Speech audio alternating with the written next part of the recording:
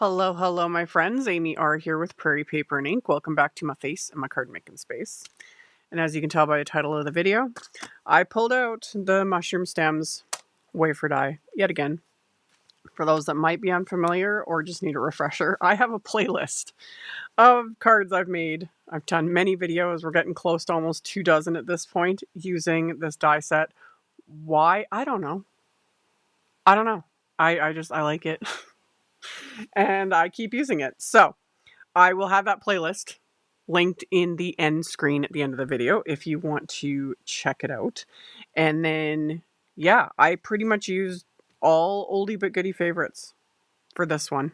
Yeah, so I will have everything I used, as always, listed and linked in the description box below the video. My links are affiliate links. That just means that if you click on one of my links and end up placing an order, I do get a little kickback from that at no extra cost to you.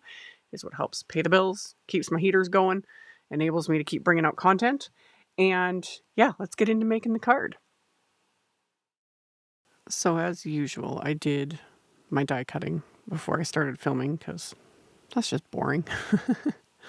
And I used the grand corner leaves wafer die. That's the ones at the top there. And the FIDDLY leaf.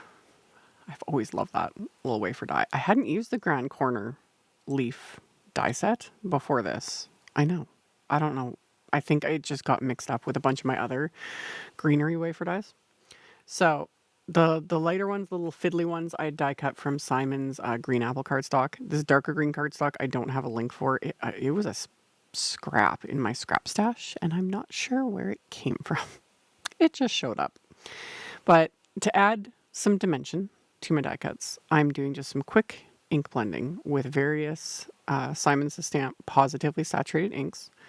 So those first two green inks I had used was Perfection and then Artichoke. And then for my little mushroom caps, I had die cut those from the purple ones are Lilac cardstock from Simon. The peach ones, that's another one I don't have a source for. That was another scrap because I always dig through my scraps when I'm doing like die cutting, things like that. And yeah, it might be a Concord Ninth cardstock, but I'm not 100% certain. For the inks though, I used Orchid Positively Saturated ink on the purple. And then I'm going to use Cantaloupe on these little orange ones. And I'm just using my little blending brushes. I was sticking them to my little grip mat here. And again, just simple, quick and simple. It's just a nice way to add a bit more like depth to die cuts. And I've shown this in specifically with these ones, like with the mushrooms and that entire playlist I've got. I've colored these in every way, shape, and form. You know, just using plain white cardstock and markers, watercolors, die cutting from just white cardstock, and then adding all the color with inks, or a faster, easier way, like I'm showing here, is just die cut from color cardstock and then just add a bit of shading with some ink. And it just gives that extra depth to everything, which I'm going to do with the background as well, which for the background, this is an oldie but goodie favorite of mine. This is the Floating Flowers embossing folder. And for that, I used one of the newer Simon Says Stamp cardstocks. This is Rainforest cardstock. This one is one of the lighter weight cardstocks. So this is one that I use for things like this, like embossing folders, die cutting, etc. It can maybe work as a card base. I tend to go a little heavier weight, but the color, oh, it's so good. You can't go wrong with a color like this. So I ran it through with this embossing folder, and then I trimmed it to A2 sized because I had the cardstock slightly larger than A2 sized before I embossed it. If you want to keep your, card fronts the full size of your embossed panel and completely cover the card front, try having the cardstock larger before you do that, because pressing the cardstock, depending on the folder, up and down all the ways, you'll find that if you start with a specific size, let's just say A2, 4 1/4 by 5 1/2, you run that through your embossing folder, and then you find that there is a gap when you go to adhere it to your card front. It's because the cardstock isn't the same size anymore because it's been embossed. So when I'm actually thinking, or if I really want, this is going to cover the whole card front, I just start with something slightly larger, and then I can just trim it once it's been embossed just to make up for that difference. So after I'd embossed it, I did some very simple ink blending again to add a bit of depth, and that was with raindrop ink. The other thing to always remember is if you are adding ink to color cardstock, if you are going for a specific look or you want a specific level of depth, all that, allow the ink to dry. Because like even on those darker green leaves, you can barely tell that I added ink to these because I've allowed it to fully dry by this point. Same with the background. It is completely dry. I'm fine with this, but if I wanted more depth, I would have gone in with even darker ink. So it just depends. But like I said, if you've got a very specific look you're going for, always let that ink dry on the cardstock, because it's surprising sometimes how big of a difference it is versus like when it's wet. You know, it's all dark and you got the dimension, it looks amazing, and then it's like, oh, where did it go? The ink dried. So I put the greenery on the card front, as you saw, and then I set that aside because I wanted to get my sentiment done to give me a visual for where I want to place everything else.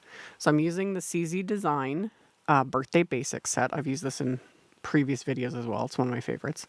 And I did re-ink my clear embossing ink. I mentioned this in other videos because mine was very, very dry and I was having to like ink and restamp. And then I created more trouble for myself because I re-inked the ink pad, but I over-inked it. It is kind of ridiculous. I was having fun. I don't know what it is. I like re-inking my ink pads. It's just a weird little thing, but I got a little overzealous and I way over-inked my clear ink pad. So I have to now use a much lighter hand when stamping with it. So that first attempt, it looks fine on camera, but in real life I was like, oh, I had over-inked it. I had something stuck to the stamp. So I had to remove that, and then I, stamped it multiple times. It was way too much ink. It was too mushy. Didn't like it, but it's paper. So I flipped it around, did it a second time, white heat embossed it. We're good. And I'm not going to let that other piece go to waste because I ended up die cutting it with the coordinating wafer die as well, along with another portion of that piece of cardstock. And then I'm just adhering it all together so that way it'll just build up some dimension on that die cut. So I'm just going to adhere these layers together with craft tacky glue. So once I've got those adhered, I will end up putting some just thin foam squares behind this as well. But this is going to go in the center of my card. And I wanted this done so that I could, create my visual of where I want to place my mushrooms. And then I've also got little flowers I'm going to add as well. So once I had my placement of the sentiment, then I can add the final bits on here. And I'm mirroring the arrangement I placed on the top with the bottom, as you can see. So just copying that layout. Yeah, just something a little different.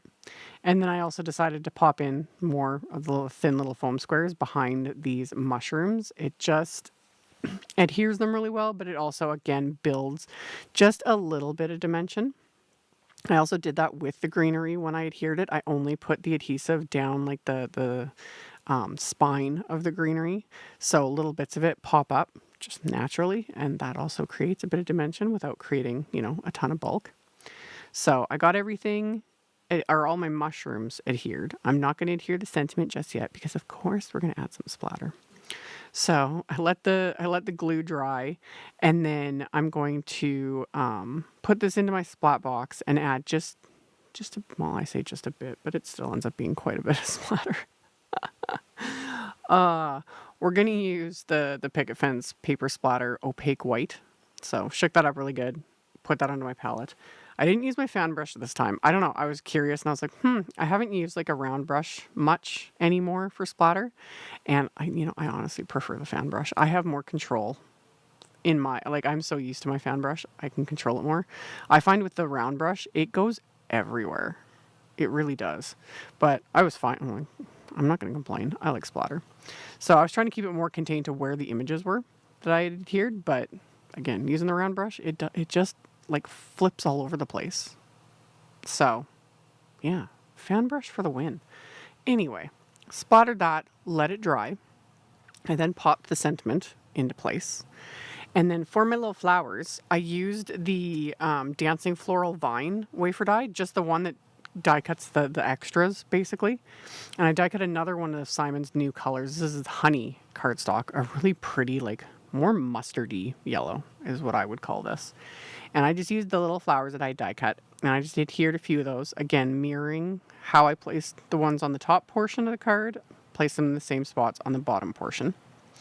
And then my card base is going to be a top folding A2 white note card, so 4 1/4 by 5.5 inches. And I'm going to stamp another one of the sentiments from that birthday basic set, and I'm going to ink that up with the raindrop ink, which is the same ink I used around the embossed card front. So I stamped that. I had one more of these greenery pieces left over along with one of the mushrooms. So I'm just going to adhere those to the inside of the card. Gives it that little extra something. And then I still had a few of those little flowers left over as well. So I'll adhere those to the inside just to finish it off. And then once those are adhered, I can adhere the card front to the card base. And like I said, it's A2 size, so this can completely cover the card base. And then to finish off the flower centers, as well as to give it a little bit of bling, I'm using the Peachy Pawsitively Dazzling gems, just the smallest ones. And I'm just going to adhere these to those little flower centers. So it just brings in more of that little bit of peach color, but also just gives it a little bling. So pick those up with my little embellishment wand, press them into place, let the glue dry, and this card is complete. This was fun. And it was an unconventional color combo, which honestly, I pat myself on the back over because I was digging through my scraps and it just evolved. It was fun. So, like I mentioned in the intro, I'll have a link to the playlist with all the videos I've done so far with this wafer die set. That'll be at the end. Everything else will be linked directly below the video for you to check out if you're interested. Thank you all so much for hanging out with me, for thumbs upping and commenting. Subscribe if you haven't. I'd love to have you. And I'll see you all very soon in the next one. Bye. Thank you so much to my amazing Patreon supporters. For anyone that might be interested in joining my Patreon community and supporting me, the link to my Patreon is in the description box below the video. For everyone else, as always, thank you all so much for taking the time to watch my videos, for thumbs upping, commenting, subscribe if you haven't, I'd love to have you. And here's a couple other videos for you to check out in case you missed them. Bye!